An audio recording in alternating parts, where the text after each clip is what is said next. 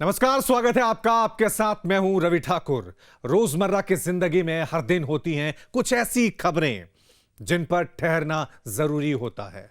रोजमर्रा की जिंदगी में कई ऐसी घटनाएं घटती हैं जब हमारे मन को लगता है कि ये न्याय नहीं है। कई बार पीड़ितों को देखकर हमें लगता है कि इनके साथ न्याय तो होना ही चाहिए, लेकिन कभी किसी मन से इनके बात नहीं उठ पाती, कभी ढंग से इनके कानूनी पहलुओं को समझने की कोशिश नहीं होती। हमारा यह शो पीड़ितों की आवाज भी बुलंद करेगा और न्याय की लड़ाई में दलीलों और तर्कों की कसौटी पर हर मुद्दे को कसेगा।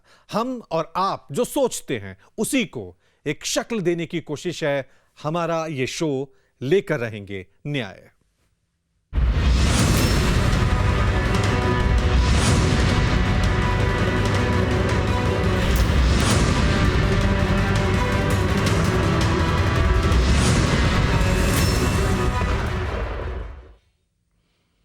तो लेकर आएंगे न्याय में आज बात करेंगे ट्विशा केस में दूसरी पोस्टमार्टम रिपोर्ट की, क्योंकि यही रिपोर्ट तय कर सकती है कि पहली जांच में चूक हुई है, लापरवाही हुई है या फिर किसी सच को छिपाने की कोशिश। सवाल सिर्फ ट्विशा को इंसाफ दिलाने का नहीं, बल्कि जांच प्रक्रिया पर भरोसा बनाए रखने का भी है।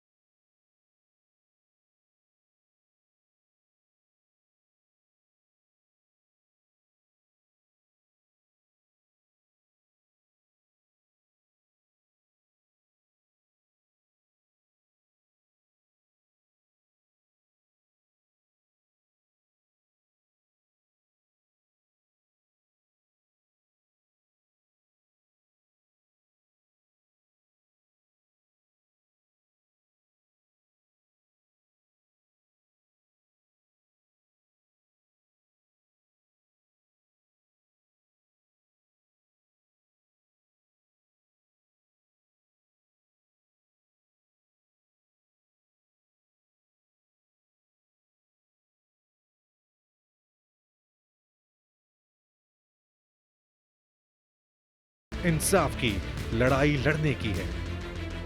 Team news state.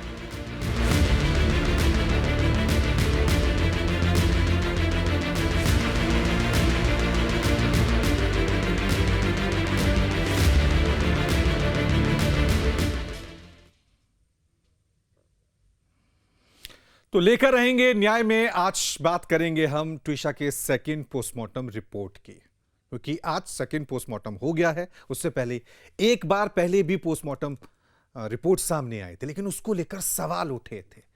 यही आज लेकर रहेंगे न्याय में। हम जानने की कोशिश करेंगे कि कौन कौन से ऐसे कानूनी दांव पेच हैं जिसकी वजह से सेकंड पोस्टमार्टम की रिपोर्ट काफी इंपॉर्टेंट हो जाती है इस केस के लिए। हमारे साथ तमाम मेहमान बने हुए हैं इस मुद्दे पर बातचीत करने के लिए। हमारे साथ स्टूडियो में हमारे साथ मौजूद हैं श्री वाजपेयी, वकील हैं सुप्रीम कोर्ट में। इसके अलावा हमारे साथ थोड़ी देर में डॉक्टर एपी सिंह, वरिष्ठ वकील सुप्रीम कोर्ट, वो भी जुड़ेंगे, और डॉक्टर एमसी मिश्रा, पूर्व निदेशक दिल्ली एम्स। श्री, शुरुआत में आपसे ही करूंगा। आज ट्विशा का अंतिम संस्कार हो गया है, लेकिन ट्विशा अपने पीछे बहुत सारे सवाल छोड़ गई है कि हत्या थी, आत्महत्या थी, और कहा जा रहा है कि इस केस में सबसे इंपॉर्टेंट है पोस्टमार्टम रिपोर्ट। एक बार हुई, लेकिन उसमें गलतियां थी, लापरवाही थी। दूसरी बार अब पोस्टमार्टम रिपोर्ट हुई है। यह कितनी अहम हो सकती है इस केस के नजरिए से? जैसा हम जानते हैं कि सेकंड पोस्टमार्टम रिपोर्ट या फिर सिर्फ पोस्टमार्टम रिपोर्ट ही सिर्फ ज़रूरी नहीं है कि सिर्फ पोस्टमार्टम रिपोर्ट के ऊपर ही एक कन्विक्शन हो जाए, पर इसका ये मतलब भी नहीं है कि पोस्टमार्टम रिपोर्ट अगर नहीं है तो फिर कन्विक्शन होगा या अक्विटल होगा। हमने काफ़ी सारे केसेस देखे हैं जहाँ पे अगर पोस्टमार्टम रिपोर्ट में काफ़ी डेफिशिएंसीज हैं, काफ़ी इनकन्सिस्टेंसीज हैं या कोई अगर इम्पॉर्टेंट फैक्ट नहीं बता रहा है, जैसे कि कॉज ऑफ डेथ, जैसे कि पोस्टमार्टम रिपोर्ट को बताना चाहिए, तो फिर अक्विटल भी किया जा सकता है। अब पोस्टमार्टम रिपोर्ट का बेसिक इम्पॉर्टेंस ही यही है कि हमें पता लगे कि कॉज ऑफ डेथ क्या है। यदि कोई अननेचुरल डेथ हुई है तो उसकी डेथ क्यों हुई है, क्या उसकी डेथ स्ट्रैंगुलेशन से हुई है, गला घोट के हुई है, या फिर सुसाइड है, या फिर स्टैबिंग है या पॉइजनिंग है, ये सब कुछ पोस्टमार्टम रिपोर्ट ही बताता है। जैसे और क्योंकि इस पूरे मामले में ये हुआ है कि जो पहली बार पोस्टमार्टम हुआ था वो सही तरीके से नहीं हुआ था, लापरवाही नहीं हुआ था। कानून इन बातों को किस नजरिए से देखता है कि चूक हो गई, जैसे बेल्ट वाला हुआ है कि बेल्ट दी नहीं गई डॉक्टरों को, इतनी बड़ी लापरवाही। जब ये पूरा मामला अदालत में जाता है और इस तरह की चूक है, सबूत छिपाने की बात कोई सामने आती है, तो फिर किस नजरिए से देखता है कानून? कानून इसे इसी नज़रिए से देखेगा कि हम लोग सिर्फ देख सकते हैं कि गलती हुई है तो किस लिमिट तक गलती हुई है। इतनी बड़ी बड़ी गलतियां जैसे कि जैसे बताया गया कि बेल्ट ही नहीं दिया गया था फॉरेंसिक एग्जामिनेशन के लिए, तो इसमें हम देखते हैं कि ये एविडेंस छुपाने की एक अटेम्प्ट किया गया है। इसके लिए बीएनएस के सेक्शन 238 के अंदर भी एविडेंस डिसअपियरेंस का केस बन सकता है। साथ ही में जो फॉरेंसिक एक्सपर्ट्स हैं उनकी क्रेडिबिलिटी पे ये क्वेश्चन उठ रहा है कि आपने कैसे इतनी बड़ी बड़ी चीज़ें आपने कैसे छुपा दी। इतना बड़ा केस बन चुका है, ये नेशनल इंपॉर्टेंस का केस बन चुका है ये, एंड ऐसे केसेस में एक इंडिपेंडेंट इन्वेस्टिगेशन होना बहुत ज़रूरी है। और पोस्टमार्टम और यही तो सबसे बड़ा सवाल था इस केस में। माता पिता को डाउट था, उसके बाद पुलिस की लापरवाही भी सामने आई। हमारे साथ डॉक्टर MC मिश्रा, पूर्व निदेशक दिल्ली एम्स के। मिश्रा जी, मैं आपकी तरफ जा रहा हूं। आज दिल्ली एम्स की ही टीम भोपाल पहुंची थी, सेकंड पोस्टमार्टम हो गया है, लेकिन एक सवाल है, लगभग 12 दिन बाद ये पोस्टमार्टम हुआ है, तो उसका कुछ असर पड़ेगा? इतने अंतराल बाद ये पोस्टमार्टम हुआ है, या बहुत सारी चीजें, बहुत सारे राज सामने आएंगे इस पोस्टमार्टम के बाद? नहीं, देखिए, इसमें जैसे मैडम ने भी अभी कहा कि एक तो वो पहले पोस्टमार्टम को रिव्यू करेंगे कि उसमें क्या तथ्य नोटिस किए गए और उनको नोट किया गया, इंजरीज को, खास तौर से जो एंटी मॉर्टम इंजरीज, जिसको हम मौत से पहले की जो चोटें हैं, उनका क्या मेंशन है अथवा नहीं है। अच्छा, अब ये कहें कि साहब उसने फांसी लगा ली, तो क्या उसकी मृत्यु फांसी से पहले हो गई थी और फिर उसको दिखावे के लिए लटकाया गया और उसकी फोटो वोटो जो भी पुलिस ने ली होगी, एक वो बड़ा इसमें प्रश्न होगा कि उन इंजरीज की क्या एज थी जो एंटीमॉर्टम या मृत्यु से पहले जो उसको चोटें थी उनकी क्या एज रही होगी, कुछ घंटे की थी या एक दिन पहले की थी, 2 दिन पहले की थी। इस पे क्या उन लोगों ने विचार किया है जो पहला पोस्टमार्टम हुआ है कि नहीं विचार किया है? इन्हीं सब बातों को मैं समझता हूं कि दूसरे पोस्टमार्टम में इन चीज़ों को ज़्यादा गंभीरता से देखा जाएगा और ये देखा जाएगा कि क्या कुछ चीज़ों को नज़रअंदाज जानबूझ के किया गया है या फिर लोगों की अपनी समझ के हिसाब से वो नज़रअंदाज हुई हैं। इसका भी कहीं ना कहीं अवलोकन दूसरी पोस्टमार्टम टीम को करना चाहिए और उसको ट्रूथफुली सामने लाना चाहिए कि क्या जो जिस तरह की बातें उठ रही हैं कि वो लोग असरदार थे या इन्फ्लुएंशियल थे, जज थी उसकी माँ, और ये सब जो चल रहा है कि प्रेशर में कहीं ये बहुत इंपॉर्टेंट होगा जब सेकंड पोस्टमार्टम रिपोर्ट आएगी। 25 तारीख को पोस्टमार्टम की रिपोर्ट आएगी, क्योंकि परिवार वालों को डाउट था, शुरुआत से ही डाउट था। मैं सीधा रुक करता हूं, हमारे साथ AP सिंह जी भी बने हुए हैं, सीनियर वकील हैं सुप्रीम कोर्ट में। AP सिंह जी, आपसे मेरा सवाल यह है, क्योंकि जब परिवार पुलिस वालों के पास गया था कि दोबारा पोस्टमार्टम चाहते हैं, पहली बार पोस्टमार्टम ठीक से नहीं हुआ, उन्होंने साफ तौर से रिजेक्ट कर दिया। फिर निचली अदालत गया, निचली अदालत ने कहा कि नहीं नहीं, हम तो ये दे नहीं सकते, हमारे अधिकार क्षेत्र में नहीं है। हाई कोर्ट तक जाना पड़ा, वहां से आदेश आया था, तब दोबारा पोस्टमार्टम हुआ था। तो क्या ये इस देश की व्यवस्था ऐसी है या फिर जानबूझकर अड़ंगे डाले गए? ये पुलिस के लेवल पे ही दोबारा पोस्टमार्टम हो सकता था। AP सिंह जी। सबसे पहले मैं धन्यवाद देना चाहूंगा आपके चैनल को, न्यूज नेशन को, जो पूरी दुनिया में देखा जाता है, जिसमें आपने कहा लेकर रहेंगे न्याय। ये केवल लेकर रहेंगे न्याय एक बेटी का मामला नहीं था, ये देश की उन तमाम बेटियों की न्याय की लड़ाई थी जो अपने घरों में मार दी जाती हैं या परिवार की वजह से डिमांड ऑफ डॉरी, दहेज, क्रुअल्टी, ताना शाही की वजह से उन्हें आत्महत्या करनी पड़ती है। ये बहुत बड़ी लड़ाई आपने जीती है। आपकी जितनी मांगे थी सब पूरी हुई। जो पीड़िता के पिता की मांगे थी, पोस्टमार्टम हो हुआ, एम्स के डायरेक्टर्स की टीम द्वारा हो हुआ। अभी हमारे माननीय एम्स के डायरेक्टर साहब बता रहे थे, बखूबी पूरी एक्सपर्टाइज के साथ बता रहे थे, वो हुआ। ऑनरेबल हाई कोर्ट जाना पड़ा, मिसकैरेज ऑफ जस्टिस था। ये न्याय के अदालत की आंखों पर भी पट्टी बनी हुई थी, जो इसको गुमराह करना चाहते थे। बेल्ट ना देना, ये पुलिस की आंखों की पट्टी थी। ये सामने आई, आपकी मांग थी सीबीआई जांच हो, सीबीआई जांच शुरू हो गई। एम्स के द्वारा पोस्टमार्टम हो गया, दोबारा पोस्टमार्टम हो गया। समर्थ जो भाग रहा था 9-10 दिन से, एक लाडला बेटा होके रसूखदार का फायदा लेते भाग रहा था, उसे सरेंडर होना पड़ा, पूछताछ में भाग लेना पड़ा। सच्चाई सामने आएगी, सच सब कुछ सामने आएगा। अब जांच में उन 40 कॉल डिटेल की भी डिटेल आएगी, जो उनकी माताश्री ने कॉल डिटेल का फोन की थी। ये जाहिर सी बात है, रसूखदार थे। क्योंकि बहुत सारे ऐसे अनसुलझे सवाल हैं एपी सिंह जी, जिनके जवाब अभी तक नहीं मिले हैं। हालांकि 25 तारीख को जब दोबारा पोस्टमार्टम रिपोर्ट आएगी, उसमें बहुत सारी चीजें साफ हो जाएगी। लेकिन एक श्रीम जी, जो आपसे मैं जानना चाहता हूं, देश की सबसे बड़ी अदालत सुप्रीम कोर्ट, जहां आप वकालत करती हैं, खुद संज्ञान लिया इस मामले का और 25 तारीख तय की है कि 25 तारीख को इस पर सुनवाई होगी। ये कैसे संभव हुआ, और क्या अब सुप्रीम कोर्ट में जब सुनवाई होगी तो ये केस किस दिशा की तरफ जाएगा? ज़रूर से ही जाहिर बात है कि अगर सुप्रीम कोर्ट ने सुओ मोटो कॉग्निजेंस ले लिया है इस मैटर का, तो ये मैटर एक नेशनल इंपॉर्टेंस ऑलरेडी बन चुका है। जहाँ पे हम देख रहे हैं कि हर जगह, हर शहर में इस मैटर की बात की जा रही है, इन्वेस्टिगेशन की इंडिपेंडेंस की बात की जा रही है, जुडिशरी का भी यहाँ पे बताया जा रहा है कुछ रोल है।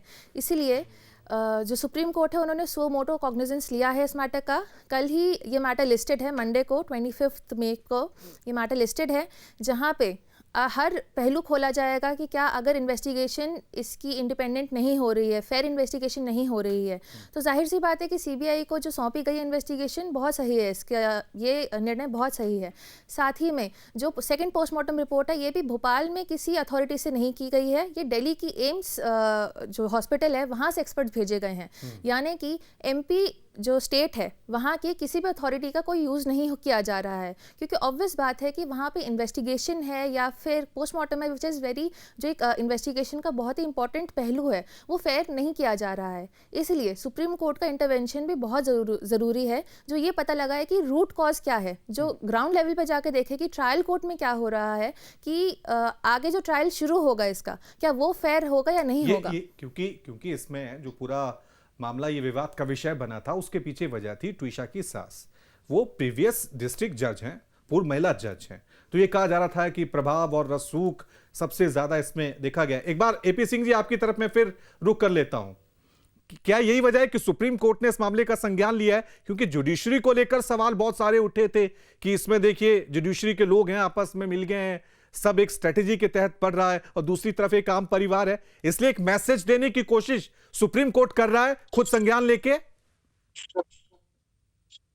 सुप्रीम कोर्ट एक गार्जियन की तरह है, कॉन्स्टिट्यूशन जो संविधान के रक्षक भी हैं, और हमारे सबके देश के गुवाहाटी से पार्टी, कन्याकुमारी से अटक, से कटक, खाड़ी से पहाड़ी, सभी देश के लोग विश्वास करते हैं कि माननीय सर्वोच्च न्यायालय हम सबके लिए कानून की लड़ाई लड़े और जीते। और सो मोटो नोटिस इसी बात का संदेश है कि किसी को डरने की बात नहीं। बेशक अपराधी कोई न्यायाधीश हो या बड़े रसूखदार पद पर हो, देखिए न्यायाधीश होना अपराध नहीं है, जज की सर्विस अपराध नहीं है, लेकिन जज की सर्विस वजह से आम व्यक्ति को न्याय ना मिल पाना, जिसकी वजह से हमारे देश की पत्रकारिता की अहम भूमिका हो जाती है। अलर्टनेस करना, अवेयरनेस करना, वो आपने भी अपनी महत्वपूर्ण निष्पक्ष निडर निर्भीक पत्रकारिता को अंजाम दिया और माननीय सर्वोच्च न्यायालय भी सो मोटो नोटिस लेकर इसकी गरिमा को रखा। लोग डर रहे थे, जैसा आपके परिवार के खिलाफ, समर्थ के खिलाफ कौन बोले, उनको वहीं से एंटीसिपेटरी बेल दे दी गई। फिर उसके बाद इतना रहा कि एंटीसिपेटरी बेल लगाई हुई समर्थ को वापस लेनी पड़ी और उसे एहसास हुआ कि 10 दिन भी हो गए, वो गलत हो गए, वो तथ्यों को छिपाना है, हड़बड़ी थी। जिन लोगों ने छिपाया वो भी जांच के घेरे में आएंगे सीबीआई के। वो कौन लोग थे जो समर्थ को लगातार इतना चैनल, न्यूज़पेपर, अखबार में चलने के बाद भी घर बैठाले रहे, छिपाए रहे? ये हड़बड़ी थी। न्याय का मिसकैरेज, ये बहुत सारे ऐसे सवाल है। हालांकि ये सवाल भोपाल पुलिस पे भी उठे थे एपी सिंह जी, क्योंकि भोपाल पुलिस 11 दिन तक समर्थ सिंह को नहीं ढूंढ पाई थी। एक आम आदमी, कोई बड़ा शातिर अपराधी नहीं जो छिपने में माहिर हो, क्राइम में माहिर हो, एक आम आदमी था। वो भोपाल पुलिस के हत्थे नहीं चढ़ा, पकड़ना नहीं चाहती थी, या फिर जानबूझ के ये खेल खेला गया सरेंडर वाला? यही ऐसे सवाल हैं जिनके जवाब मिलना बाकी है। हमारे साथ भोपाल से हमारे संवाददाता अंकित श्रीवास्तव भी हैं। अंकित, सबसे पहले जरा हमें बताएं, पोस्टमार्टम को लेकर अब परिजनों की क्या क्या आपत्तियां थी? क्योंकि जब पहली बार पोस्टमार्टम हुआ था काफी सवाल उठे थे और लापरवाहियां देखने को मिली थी फर्स्ट पोस्टमार्टम रिपोर्ट में। जी बिल्कुल, जिस तरीके से हमने देखा है कि ट्विशा शर्मा की जब हत्या हुई या मौत हुई या उसने आत्महत्या करी, तीनों चीज़ों को लेकर जो है परिवार लगातार हत्या का आरोप लगा रहा था। और पोस्टमार्टम जब हुआ था, जब पहला पोस्टमार्टम उसका हुआ था, तब परिजनों ने साफ तरीके की रिपोर्ट को लेकर जो है आपत्ति दर्ज कराई थी। रिपोर्ट में क्योंकि ट्विशा की लंबाई का जिक्र नहीं था, क्योंकि जब भी पोस्टमार्टम होता है तो लंबाई, वज़न और तमाम चीज़ें जो है उसमें जोड़ी जाती हैं, लेकिन लंबाई का जिक्र नहीं था। जो ट्विशा के शरीर पे चोट के निशान थे उसका जिक्र नहीं था। कहीं ना कहीं परिवार को संदेह हुआ था। और सबसे बड़ी बात मैं आपको बताऊंगा कि जिस फंदे से जो है फांसी लगी थी, उस फंदे को पुलिस द्वारा जो है फॉरेंसिक जांच के लिए नहीं भेजा गया था। सबसे पहले उस फंदे की जांच होती है, उसके बाद फिर जो गले में निशान आए उससे मिलाव होता है। कहीं ना कहीं देखें तो परिवार को शुरू से ही जो शॉर्ट पीएम रिपोर्ट थी उसको लेकर आपत्ति थी। हालांकि जो परिवार है वो साफ तौर पर ये कहता नज़र आ रहा है कि दूसरी बार जो है पोस्टमार्टम हो और दिल्ली के एम्स में हो। अब देखना होगा कि इसमें जो है क्या फैसला लेते हैं। हालांकि यदि हम देखें तो परिजनों की मांगों को जो है सरकार ने माना है। तो दिल्ली से सीनियर डॉक्टर की टीम जो थी वो भोपाल पहुंची थी और उन्होंने दोबारा पोस्टमार्टम किया, जिसकी रिपोर्ट 25 तारीख को आनी है। मिश्रा साहब हमारे साथ बने हुए हैं। मिश्रा जी, क्योंकि आप भी एम्स में ही रहे हैं, अब बड़ा सवाल एक आम आदमी की तरह, क्योंकि 2 बार पोस्टमार्टम हो चुका है ट्विशा का, पहली बार हुआ था फिर दूसरी बार हुआ था। अदालत में कौन सा ज्यादा मान्य रहता है? ऐसा ना हो कि कहीं दोनों अस्पतालों की जो डॉक्टर की टीम है वो एक दूसरे से लड़ने लग जाएं कि हमारे वाला सही है, हमारा वाला सबसे पहले हुआ है, दूसरा बाद में हुआ है। कौन सी चीज ज्यादा मान्य मानी जाती है अदालत में? नहीं बेटा, देखो मैंने जैसे बताया ना कि वो पहले पोस्टमार्टम के जो रिपोर्ट है उसको रिव्यू करेगी ये टीम जो एम्स से गई है, और शरीर की जांच करेगी पूरी तरह से और उसका मिलान करेगी कि क्या उसमें कुछ बातें जो लिखनी चाहिए थी वो नहीं लिखी हैं, जानबूझ के उनको अवॉइड किया गया है, ओमिट किया गया है, और जो चीजें दिखानी चाहिए थी वो नहीं दिखाई है। फोटोग्राफ्स ली है कि नहीं, वीडियोग्राफी हुई है कि नहीं हुई उस समय, क्योंकि उस समय शरीर ताज़ा होता है। जब पोस्टमार्टम इमीडिएटली मृत्यु के बाद होता है तो शरीर फ्रेश होता है और उसमें बहुत सारे जो चोट के निशान हैं जो मृत्यु से पहले के हैं उनके डिफाइन कर सकते हैं एग्जैक्टली कि ये कितने पुराने हैं।